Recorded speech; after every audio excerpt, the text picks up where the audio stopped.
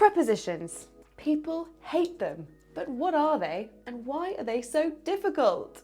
This is Georgie from BBC Learning English. Let's get into it.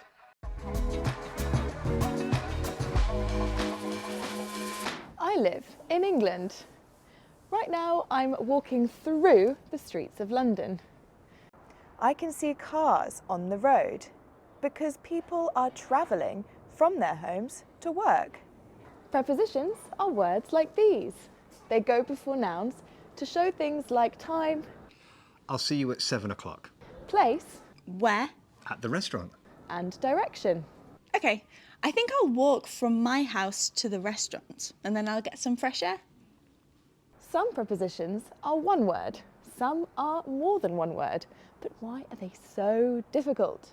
Well, often there isn't a direct translation in a person's first language, or if there is, it doesn't always apply, because prepositions in English have lots of different meanings and uses.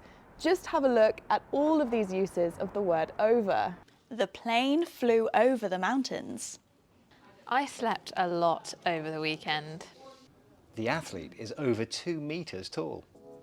Okay, so we know they're difficult. So how can we learn them more easily? I've got 2 tips. 1, it helps to learn them with words they are likely to go with. So don't learn depend on its own, learn depend on. Don't learn consist on its own, learn consist of. 2, it also helps to learn them in categories, like time, for example. So now you know a little bit more about prepositions and why they are so confusing. In the next videos, I'm going to show you some tricks for how to remember the prepositions. And in the meantime, practice using the worksheet on the website. See you next time.